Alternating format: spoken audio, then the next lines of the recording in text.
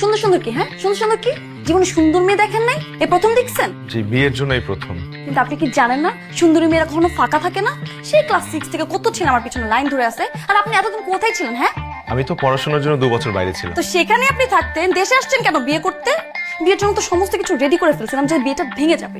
ওই মুহূর্তে আপনি হ্যাঁ বলে দিলেন। কেন হ্যাঁ বলছেন? আমি তো বিয়ে করবো না। ওয়েট, আপনি আমাকে বিয়ে করবেন? না, করবো না।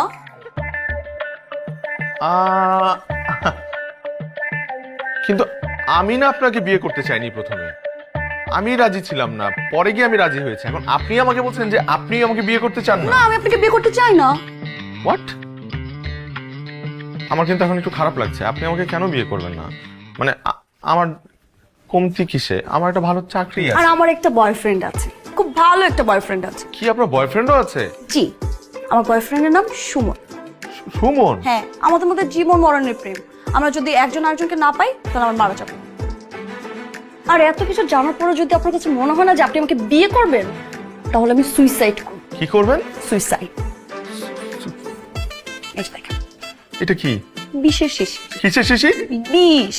না না না না না, না, দেখেন এটা কি আসল তো না নকল? নকল সন্দেহ হচ্ছে, তাহলে একটু খাইয়ে দেখাই। না না, প্লিজ আমার এগুলোতে একটু ঝামেলা আছে। আমি এগুলা নিতে পারি না। ইন্দুরের বিষ, মরার বিষ, এগুলা নিতে পারি না। অন্য কিছু ভাববেন না যে আমি একা মারা যাব। নো, আমি একা মারা যাব না। আপনি আপনার প্রেমিককে নিয়ে মরবেন? আমি আপনাকে অর্ধেক খাবো আর অর্ধেক আমি খেয়ে মারা যাবো। মানে আপনি আমাকে কেন দোষ দিচ্ছেন?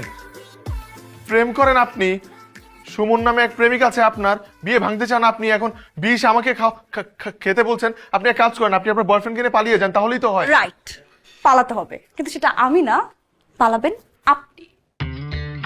আবার আমি? আর আমি কেন পালাবো? আশ্চর্য, আমার তো কোনো প্রেমিকাও নাই, কাকে নিয়ে পালাবো? কিন্তু আমার তো প্রেমিক আছে। এখন আমি যদি আমার প্রেমিককে নিয়ে পালিয়ে যাই তাহলে তো বাসার সবাই ভাবে যে আমি বিয়ে ভাঙার জন্য আমার প্রেমিককে নিয়ে পালিয়ে গেছি, কিন্তু সমস্ত দোষ আসবে তখন আমার উপর। আমি তো সেটা চাই না।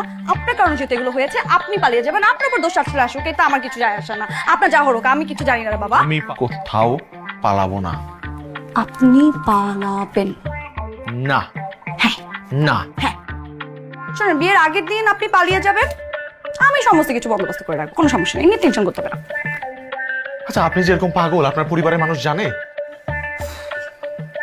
মরবেন আপনি, আপনার মরার দোষ আমি কেন নিব?